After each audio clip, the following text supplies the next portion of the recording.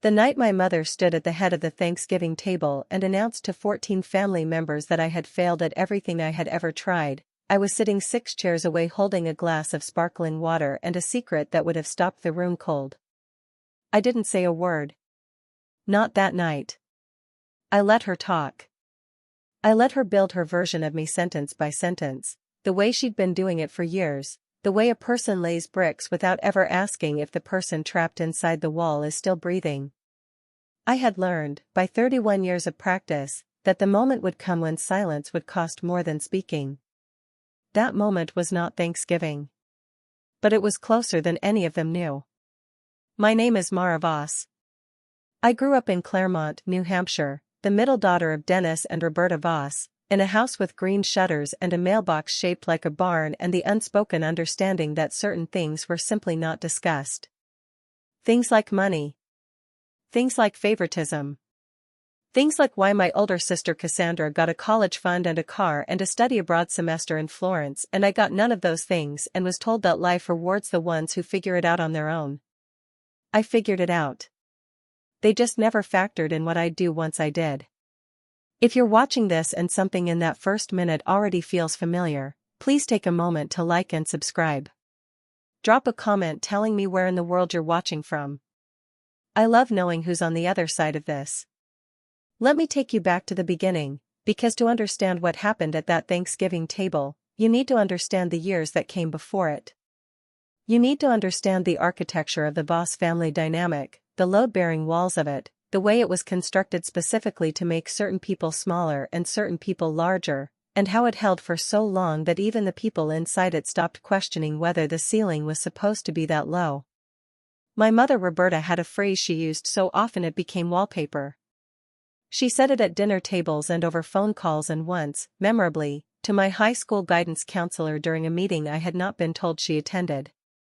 The phrase was simply this: Cassandra is the one with the drive.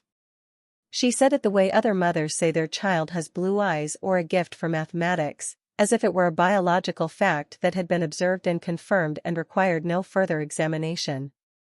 Cassandra is the one with the drive. Which meant, by subtraction, that I was the one without it. The one who drifted. The one who floated through her potential without landing anywhere worth noting. What my mother did not know, what she had never bothered to find out, was that I had been landing somewhere for 7 years. Quietly. Methodically. In the way that people who have nothing handed to them learn to build. But I am getting ahead of myself. My father Dennis was not cruel the way my mother was. He was something that I have come to understand is actually harder to name and harder to grieve. He was absent in the specific way that men who love their wives more than they love their children can be absent. He deferred to Roberta on everything that involved the girls, and Roberta's judgment on everything that involved the girls had one axis, one organizing principle, one North Star, and that North Star was Cassandra. Cassandra at 34 was beautiful and social and had married Marcus Hale, whose family owned 3 car dealerships in the greater Concord area.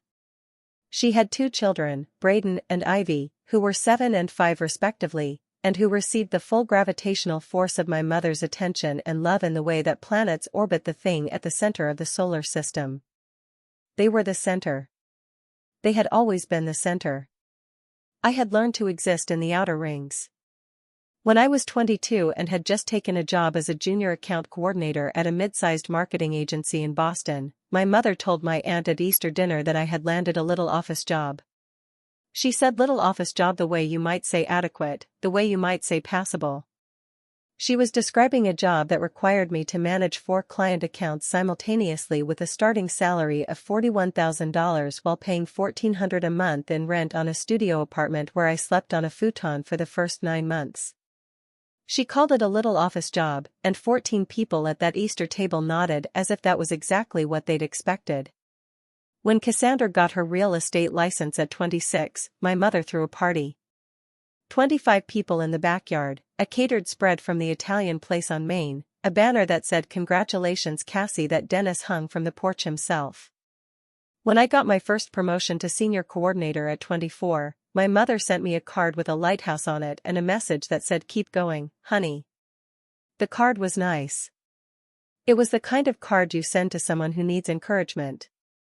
It was not the kind of card you send to someone you actually believe is going somewhere. I kept the card anyway. I kept everything. Not out of sentimentality. Out of something more instinctive, something closer to documentation. The way an animal that has been underestimated learns to track, to record, to hold evidence that its own life was real and its efforts were genuine even when the room full of people who were supposed to see it couldn't be bothered to look. I was 25 when I left the agency and took a position at a technology startup called Bridgeform. They made infrastructure software for commercial real estate developers, and they were small, 7 people, in an office that shared a bathroom with the architecture firm next door, and they paid me $49,000 and gave me equity that my mother would have called nothing and that I understood was either a long shot or a life-changing bet depending on how the next few years went. I didn't tell my mother I'd left the agency. I just stopped mentioning it. She didn't ask.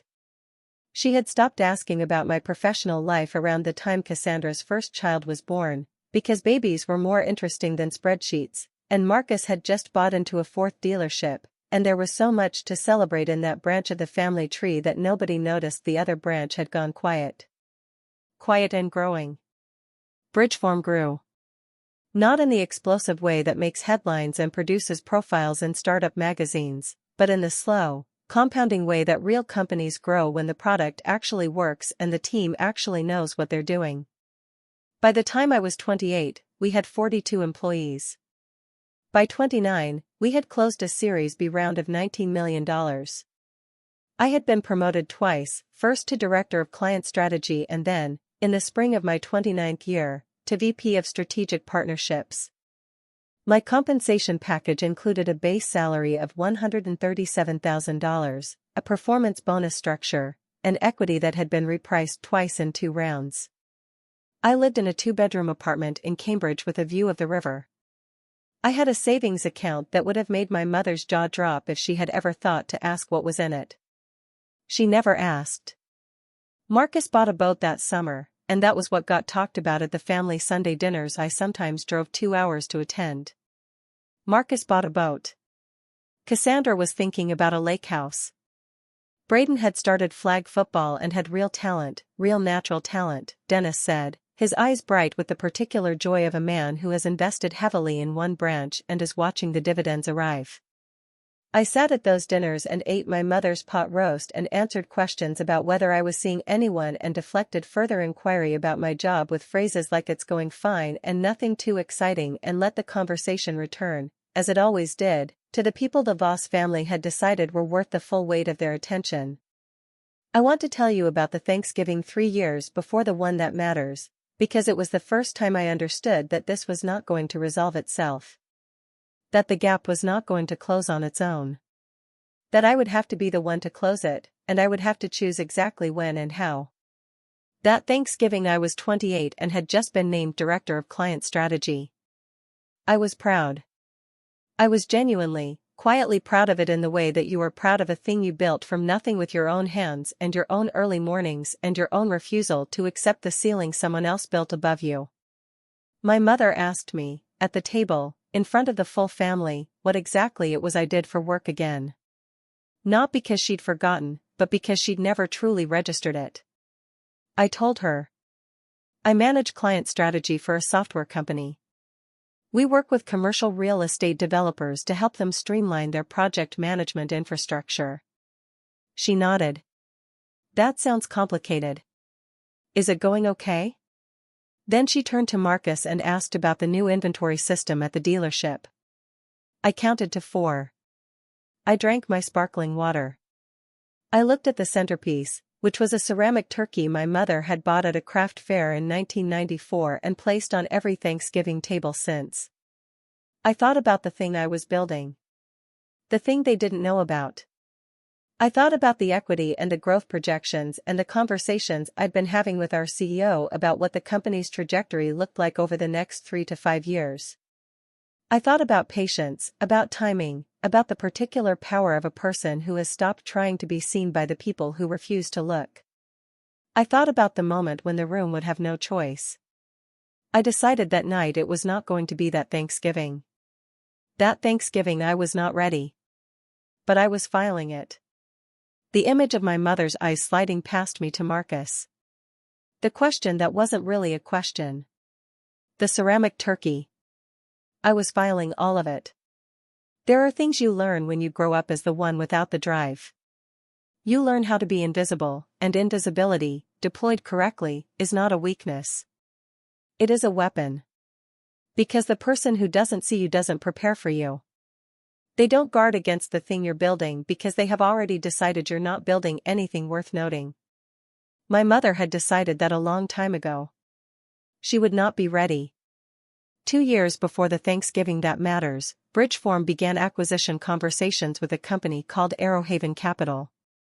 Arrowhaven was a real estate technology holding group that had been acquiring high-growth infrastructure software companies for 2 years. Our CEO, a methodical, precise man named Graham Ellison who had a habit of writing important things on yellow legal pads and never losing the pads, told me in a meeting in March that I would be central to the acquisition process. I would co-lead due diligence from our side, help structure the transition terms, and be included in the negotiations around leadership retention, which meant that whatever Arrowhaven decided to do with Bridgeform after the acquisition, they wanted to retain me. That was the phrase Graham used. They want to retain you. Then he slid a sheet of paper across the desk.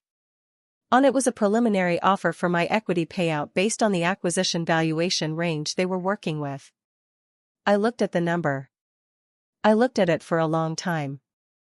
It was not the most money anyone had ever been offered in the history of financial transactions. It was, however, more money than my parents had spent on anything in their combined lives. It was enough to buy Cassandra and Marcus's house twice and still have the boat money left over. I folded the paper. I put it in my bag. I drove home. I sat on my couch for 45 minutes without turning on a light. Then I called my closest friend, Simone, who had been listening to the Voss family dynamic for a decade, who had heard every dinner story and every little office job and every Cassandra is the one with the drive, and I said, Simone, I think it's almost time. She said, how much time do you need? I said, 1 more year. She said, okay. And then she said something that I've carried since. She said, Mara, when the moment comes, make sure you're standing. Don't let it happen while you're sitting down. I wasn't sure what she meant at the time. I understand it completely now. The year that followed was the longest and the most productive of my life. The acquisition closed in 14 months. The due diligence process was exactly as demanding as Graham had warned me it would be. There were weeks where I worked 80 hours, where I ate dinner at my desk and slept for 5 hours and woke up and started again. There were conference calls that started at 7 in the morning and depositions with the transaction attorneys that ran past 8 at night. I did not complain. I had worked toward this inflection point for 7 years and I was not going to be the person who showed up unprepared for her own arrival. 3 months before the acquisition closed, Arrowhaven offered me a formal role in the combined entity. Chief Revenue Officer. The title was printed on a draft offer letter that our transaction counsel shared with me during a review session in a glass-walled conference room in downtown Boston. Chief Revenue Officer. I read it twice. I photographed it with my phone. I added it to the folder of documents I had been building for a year, the one I kept in a cloud drive under the file name Personal Records, the one that contained the equity payout confirmation, the retention agreement, the new compensation structure, and a photograph I had taken of my business card, the most recent version, the one that said Mara Voss, VP of Strategic Partnerships, and that I had decided would need to be updated very soon. The acquisition closed on a Tuesday in October. I received confirmation at 4:43 in the afternoon. I was in my apartment. I sat very still for approximately 2 minutes. Then I opened my calendar and looked at the date of Thanksgiving. 4 weeks. I had 4 weeks. I called Simone. I said, it closed. She didn't say congratulations immediately. She said, are you ready? And I said, almost. Because there was one more thing I needed. One more piece. The piece that would make the moment not just a revelation but a reckoning. I had been building it for a year and a half, assembling it the way you assemble something that needs to hold weight, carefully, without rushing, making sure every joint is solid before you move to the next one. The piece was not dramatic. It was quiet. The quiet kind of proof that doesn't announce itself until you place it on a table in front of people who assumed you had nothing to place. The piece was a badge. Not a metaphor. An actual physical badge, the kind issued by a company to its senior leadership, laminated, with a photograph and a title and a logo. The Arrowhaven Capital logo was clean, a dark navy rectangle with the company name in white sans serif, and beneath the name, in smaller letters, the industries they operated in. Real estate technology. Infrastructure software. Commercial development. Arrowhaven was not a small company. Arrowhaven managed a portfolio valued at approximately $2.3 billion across 11 acquired entities in 4 states. When you handed someone an Arrowhaven business card, they recognized it. When you sat across from someone in a meeting and told them your role at Arrowhaven, the conversation shifted. That was the nature of the name. It carried weight in rooms that understood weight. My family's Thanksgiving table did not understand weight in the financial or professional sense. It understood weight in the way all family tables do, the accumulated gravity of years of story, of who got the praise and who got the pat on the shoulder and who got the little office job comment repeated across 14 years of holiday dinners. The Voss table understood that kind of weight very well. What it had never been asked to carry was mine. I spent the 4 weeks between the acquisition closing and Thanksgiving doing 3 things. The first was transitioning into my new role, which involved more onboarding meetings and organizational briefings than I had anticipated and which required me to be sharper and more present than I had ever been professionally. The second was saying nothing. To my mother, to my father, to Cassandra, to Marcus, to anyone in that family orbit. I answered my mother's bi-weekly calls the way I always answered them, fine and nothing too exciting and yes I'll be there, of course, 2 o'clock, I'll bring the rolls. The third thing I did was have one conversation, a single, deliberate conversation, with my mother's younger sister, my Aunt Francine, who had watched the Voss family dynamic from the outside for 30 years with the clear eyes of someone who had never been invited fully in and had therefore never been asked to validate the distorted version of events that Roberta preferred. Francine was 61 and lived alone in Keene and had worked as a paralegal for 27 years and had a way of listening that made you feel the full weight of your own sentences. I drove to Keene on a Saturday in early November and sat at her kitchen table and told her everything. The acquisition. The title. The equity payout, which I gave her in specific terms, not rounded, not softened, the actual number as it had appeared on the confirmation document. She listened without interrupting. When I finished she was quiet for a moment and then she said, "You've been carrying this alone for 7 years." I said yes. She said, "Does it feel like what you thought it would feel like?" I thought about it honestly. I said it felt larger than I'd expected and quieter than I'd expected and that I wasn't sure yet what to do with the size of it. She nodded. She asked me one question. "What do you want from Thanksgiving?" I sat with that question for longer than I expected. Because the truthful answer was layered in a way that required honesty I hadn't fully allowed myself yet. I didn't want revenge. I want to be clear about that, because the word revenge implies heat, implies retaliation, implies a desire to wound in the way you were wounded. That was not what I wanted. What I wanted was a room. I wanted a room full of the people who had decided the story of me, and I wanted the truth to walk into that room and sit down and refuse to leave. What happened after that was not my responsibility to control. But the truth arriving, that was mine to arrange. Francine looked at me for a long moment. Then she said, "All right." And then she said something that I have returned to many times since. She said, "Mara, a person who has been dismissed for long enough starts to dismiss herself. Make sure you haven't done that." I drove home and sat with that sentence for 3 days. I pulled out the folder. I looked at the documents, the title, the confirmation, the number on the equity sheet. I looked at my business card, the new one, fresh from the printer, Arrowhaven Capital embossed at the top and beneath it, in clean dark letters, Chief Revenue Officer. I placed it on my kitchen table and looked at it for a while. I had not dismissed myself. I had simply been waiting for the right room. The right room was 4 weeks away, and it seated 14. The Wednesday before Thanksgiving I drove the 2 hours to Claremont.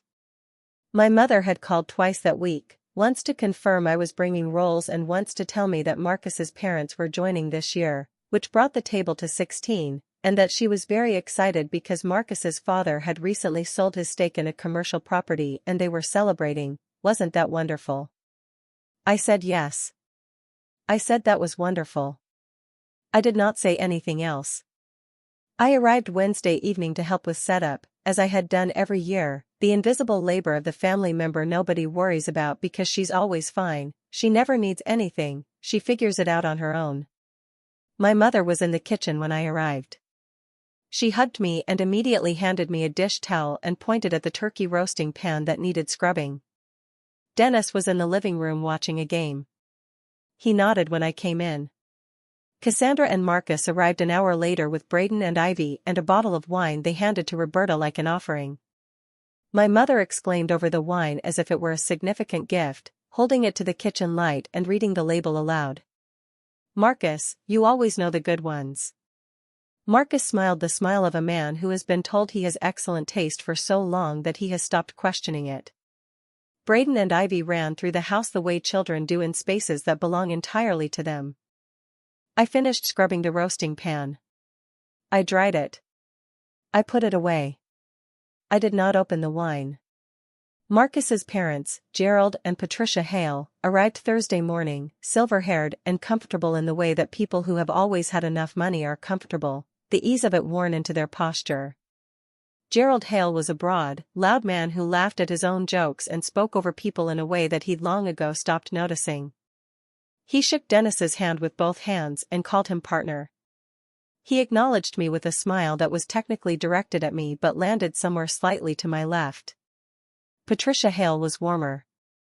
She asked me my name twice within 10 minutes, not from cruelty, but from the simple absence of the information, the way you are absent from someone's awareness when nobody in the room has ever made a point of including you in the conversation. If this story is reaching you, I need you to subscribe and turn on notifications. Because what happens next is the reason I've been telling you this story from the beginning, and I don't want you to miss a word of it. By 1:30 the table was set. My mother had outdone herself. White linen, the good china, cloth napkins folded into fans, the ceramic turkey at the center. 16 place settings arranged with the attention to detail that Roberta Voss applied to the presentation of her family life with the same precision she had never applied to actually examining it. The seating arrangement was exactly what I had known it would be. Cassandra and Marcus at the head end nearest my parents. Gerald and Patricia Hale on either side of Marcus, their chairs pulled in close, already part of the inner circle by virtue of connection to him. Braden and Ivy at the end nearest the kitchen. And I was placed midway down the right side of the table between my cousin Raymond, who was pleasant but quiet, and an empty chair that turned out to belong to Francine, who had been invited and who had accepted, and whose presence at that table I had not arranged but which I understood, looking at the seating, was not a coincidence. Francine caught my eye when she arrived and sat down and said nothing. She didn't need to. By 2 o'clock the food was on the table and Dennis had said his customary grace, which was short and included a line about abundance and family that landed differently than it had in previous years, and the passing of dishes had begun, and the room had reached that particular Thanksgiving frequency, the overlapping conversations, the clink of serving spoons, the children asking to be excused before they'd finished, and I sat in my chair and ate and listened and waited. The conversation moved the way Voss family conversations always moved. It found its center and orbited it. The center was Marcus, or more precisely Marcus's success, or most precisely the Hale family's success, which Marcus had married into and absorbed and now presented as his own with a confidence that the table seemed to find entirely reasonable. Gerald Hale held court from his end of the table. He was describing, at some length, the property sale that my mother had mentioned on the phone, a commercial parcel outside Manchester that he'd held for 11 years and sold at a substantial gain that he did not specify in dollar terms but implied through the weight of his satisfaction. Dennis listened with the attentiveness of a man learning something he wished he'd known sooner. My mother refilled everyone's wine. Cassandra asked Gerald about what he planned to do with the proceeds, and Gerald said he was looking at a few things. Real estate technology was interesting right now. You know, there were some companies out there doing innovative work in infrastructure software that was transforming how developers managed their projects. He said that with the authority of a man who had read one article on the subject. He had no idea. He had absolutely no idea. I set my fork down very quietly. My mother looked at me from across the table, the reflex of a woman who has trained herself to notice the moment someone at her table might be about to make a scene. I gave her nothing. I picked up my fork and took a bite of stuffing and looked pleasant. She looked away. Then it started. It started the way it always started, not with malice, not with intention, but with the casual cruelty of people who have never had to think carefully about the words they use because the people they use them on have always absorbed the impact without complaint. Gerald Hale gestured down the table in my general direction and asked Roberta, "And who is this one again?" He said, "This one." Not who is this, but who is this one, the way you might ask about a piece of furniture you hadn't seen before. My mother said, "Oh, that's my other daughter, Mara. She works in," she paused, that pause she always paused, the one where she was deciding how to describe my life in a way that fit comfortably into her version of it. "She works in tech. Marketing, something like that." Gerald nodded as if that confirmed what he'd assumed. Patricia Hale smiled at me kindly. "And what company, dear?" Before I could answer, my mother said, "A smaller company, you wouldn't know it. She handles accounts." Marcus said, "Aren't you still at that startup?" He said, "Startup the way you say starter home, something you do until the real thing arrives." I said, "I was." Patricia said, "Oh, did you leave?" I said, "Yes." Cassandra said, "Where are you now?" And the table, without quite deciding to, went a little bit quiet. Not the full silence. Not yet. But the conversational current shifted, the way it does when something is about to change direction. I looked at Cassandra. I looked at my mother. I looked at Gerald Hale, who had asked who is this one, and Dennis, who was watching me with the expression of a man who had spent 31 years not quite paying attention and had just noticed something was happening that he couldn't immediately categorize. I reached into the cardigan I was wearing. I had chosen the cardigan specifically because it had a deep interior pocket. I removed my badge. I removed my business card holder. I set both on the table in front of me without drama, without announcement, without raising my voice. The badge lay face up.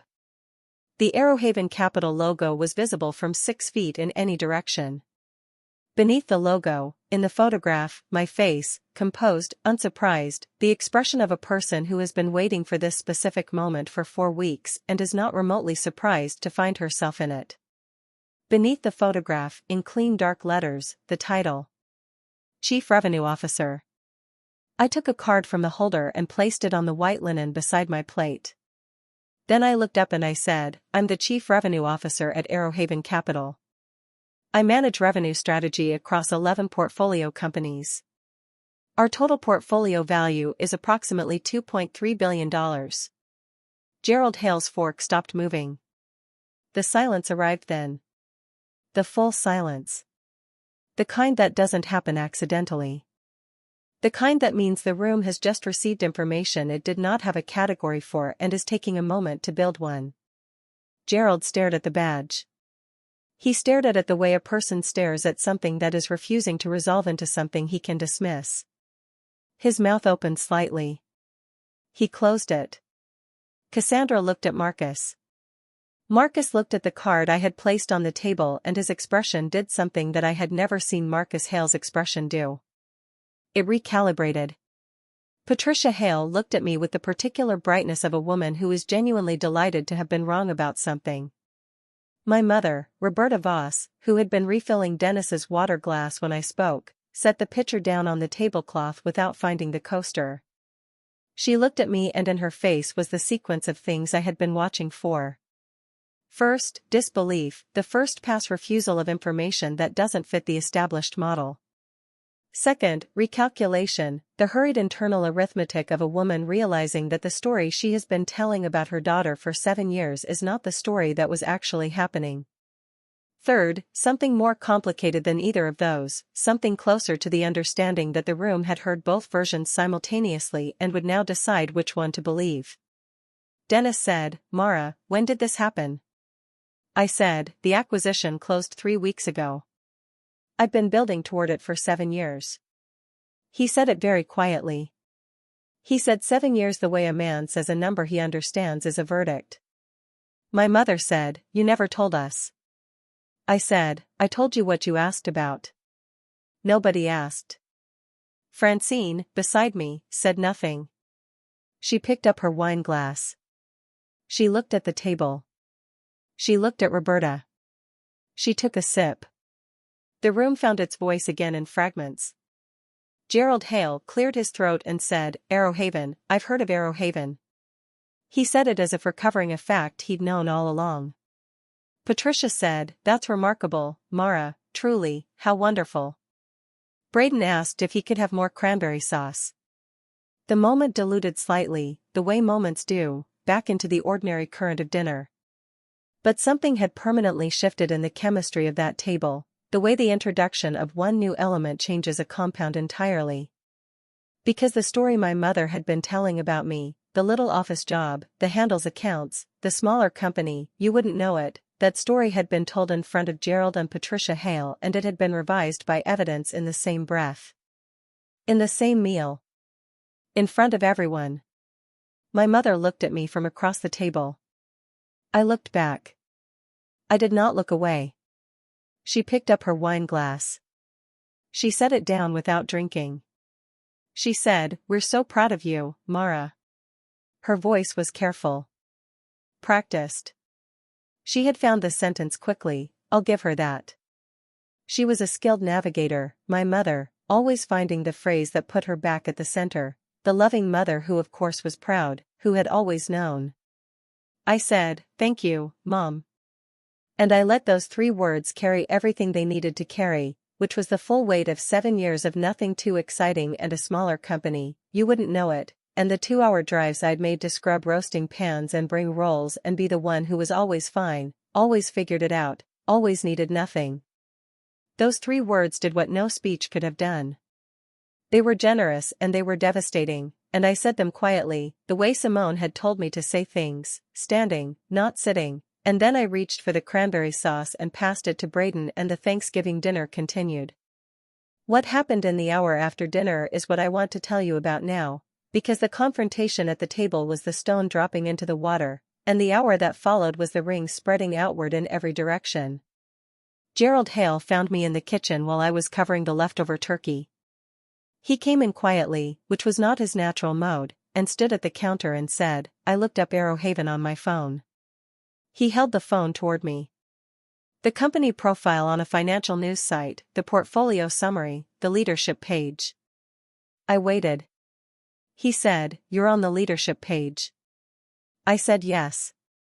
He looked at me for a moment and then he said, "I've been in commercial real estate for 40 years. I've watched that sector change more in the last decade than in the 4 decades before it." He wasn't complimenting me exactly. He was recalibrating out loud, the way proud men do when they realize they've underestimated something and need to make the recalibration feel like their own insight rather than a correction. I said, "It's an interesting time to be in it." He said, "I should have introduced myself properly when I arrived." I said, "It's good to meet you, Gerald." He shook my hand. A real handshake, both hands, the kind he'd given Dennis when he arrived. He went back to the living room.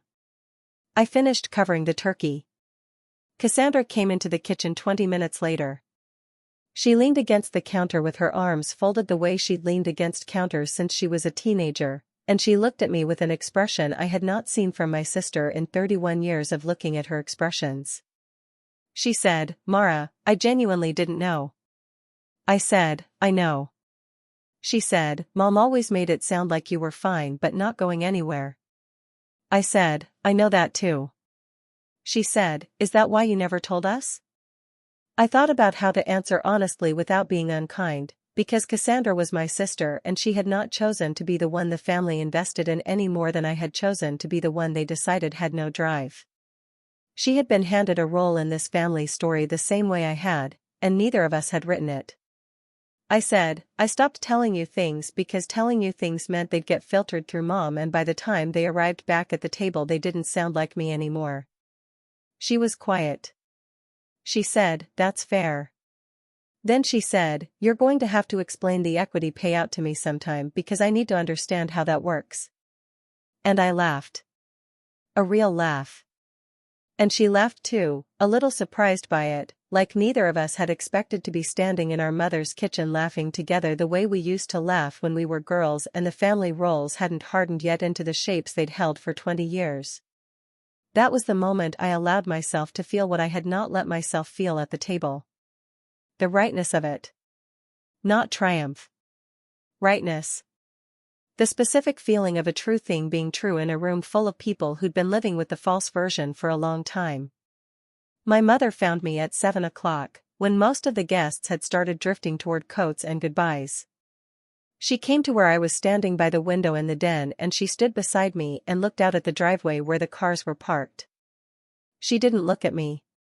We stood side by side and looked at the November dark and neither of us spoke for almost a full minute. Then she said, you should have told me. I said, Mom. I said it gently. You needed to know that I was succeeding before you'd ask about me. She flinched. I watched it happen in the reflection of the window glass. The small involuntary flinch of a person receiving a true sentence they were not prepared for. She said, that's not fair. I said, it's accurate. She said, I always worried about you. I thought about that. I thought about whether it was true and I decided that in her way it probably was. The way you worry about a thing you've already decided has a limited range of outcomes. I said, you worried about me the way you worry about bad weather. You assumed the damage was coming. You didn't think to look for the sunshine. She turned and looked at me then. Her eyes were bright, not with tears exactly, but with the particular brightness of a person standing at the edge of something they have just understood is larger than they thought. She said, I am proud of you, Mara. I looked at her. I said, I know you are, Mom.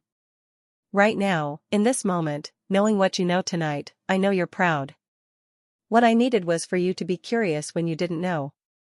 That was what I needed all those years. Curiosity. She pressed her lips together. The honest grief of it was there, under the composure, the recognition of the thing she hadn't done and couldn't now undo. She reached out and put her hand on my arm. I let her.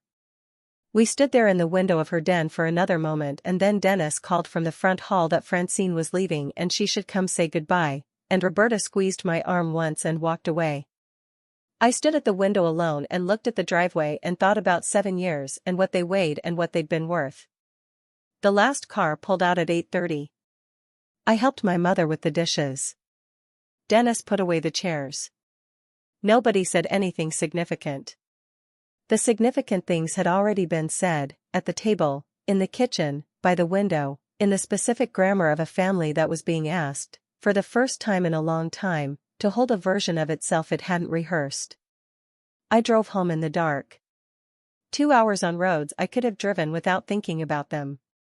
I played nothing on the radio. I thought about what Francine had said in her kitchen in November. A person who has been dismissed for long enough starts to dismiss herself. I thought about whether I had done that, in the quieter moments, in the years when the equity was still just a number on a sheet of paper and the title was still something in a future I was building toward and not yet standing in. I thought about the moments I had chosen not to tell them, not from strategy but from exhaustion, from the low-grade weariness of sharing good news into a room that was already looking the other way. I had not dismissed myself. But I had come close. The badge was in my cardigan pocket. I reached in at a red light and held it for a moment. Cold and smooth and real. Then I put it back. Then I drove the rest of the way home. The Monday after Thanksgiving, Gerald Hale called my office line. Not my personal cell. My office line, which meant he had looked up Arrowhaven Capital, found the main number, asked for me by name and title, and waited to be connected. His assistant told my assistant it was Gerald Hale calling regarding potential investment interest in the Arrowhaven portfolio. My assistant told me with the particular expression of someone who does not yet know the backstory and is simply reporting a notable inquiry. I took the call. Gerald was measured in a way he had not been at the Thanksgiving table. The bluster was gone, replaced by the careful language of a man who understands he is now in someone else's professional territory. He asked intelligent questions. He had done real research in the 72 hours since dinner.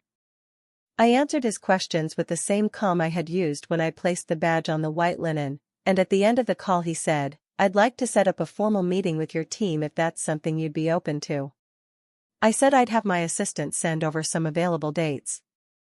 I hung up and sat for a moment in the particular quiet of a thing coming fully around.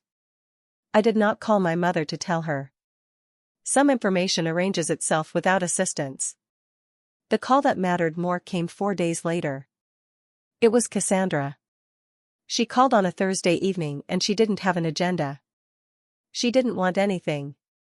She just called the way sisters are supposed to call, asking how the week was, whether the transition into the new role was as demanding as it looked from the outside, whether I'd eaten anything that wasn't from a work meeting this week. It was the most ordinary conversation we had ever had. And the ordinariness of it was the most extraordinary thing that had happened in the entire month. We talked for 40 minutes. She told me things about her marriage she had never told me before, small honest things, the friction points and the compromises and the version of her life that existed underneath the version my mother curated and presented at holiday tables. I told her about the years at Bridge Form, the early ones, the 80-hour weeks, the futon, the equity gamble that had no guarantee attached to it. She listened without redirecting. She asked follow-up questions. At the end of the call she said, "I want to know you, Mara. The real version. Not the one Mom describes." I said, "That's the only version I have." She said, "I know. That's why I called."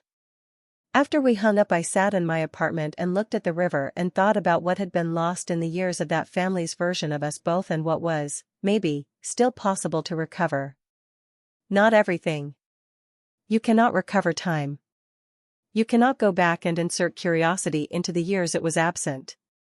But you can decide that the years ahead will be governed by something different, and that decision, made honestly and without theater, is its own kind of beginning. My mother called on a Sunday, 3 weeks after Thanksgiving. She asked how I was. She asked about the job, and this time the question was real. I could hear the difference. The difference between a question asked to fill the conversational space and a question asked because the person on the other end actually wants the answer. I gave her the real answer. She listened. She asked a follow-up question that told me she had actually processed the first answer rather than waiting for it to end. At the end of the call she said, "I want to do better." She didn't elaborate. She didn't build a speech around it or qualify it or explain the circumstances that had made it hard. She just said it, plainly, the way plain things need to be said. I said, "I know, Mom. That's enough for right now." And I meant it. Not as a consolation. As an honest assessment of where we were and what the ground could hold. You don't rebuild in one phone call what took 31 years to erode. But you can decide, in one phone call, that the erosion is over. That is what that call was. Dennis sent me an email the following week. 3 sentences. He said he'd been thinking about the 7 years comment I made at the table. He said he wished he had asked more questions. He said he was going to try. 3 sentences from a man who expressed almost nothing. I read them 4 times. I wrote back 2 sentences. I said I appreciated it, and I said I'd see him at Christmas. I meant both. If you're still here, if this story has been sitting with you the way I think it has, I want to tell you the thing I actually learned. Not the professional lesson. Not the equity lesson or the negotiation lesson or the lesson about building quietly while the room looks the other way. I want to tell you the harder one. The one that took me longer to understand than the badge or the title or the number on the confirmation sheet. I learned that the people who dismiss you are not always doing it out of malice. Sometimes, more often than we want to admit, they are doing it out of a failure of imagination. They cannot picture you in a room you have not yet stood in. They cannot believe in a version of you that hasn't been presented to them yet. And so they fill the gap with the last version they saw, the younger version, the quieter version, the one who was still figuring things out, the one who hadn't arrived yet. My mother did not hate me. She had a failure of imagination about me, and she never worked to correct it because nobody asked her to, and I stopped trying to make her. The mistake I made was deciding that her failure of imagination was the verdict on my ceiling. The mistake I stopped making was the night I placed a badge on a Thanksgiving table and let the room catch up to the reality I had been living in for 7 years. I'm not telling you to wait 7 years. I'm telling you that the work you are doing in the quiet, the building that nobody is filming and nobody is applauding and nobody at your family's dinner table is asking about, that work is real. It is accumulating. It will arrive. And when it does, you will not need to raise your voice. You will not need to make a speech. You will not need to perform your vindication for anyone's satisfaction. You will simply need to place the truth on the table and let it be exactly as heavy as it is. The room will do the rest. My name is Voss. I'm 31 years old. I'm the Chief Revenue Officer at Arrowhaven Capital. And for the first time in my adult life, my mother asked me to tell her what I do, and then she listened until I finished. That is not everything. But it is not nothing. It is, in fact, exactly where you have to start. Thank you so much for watching until the end.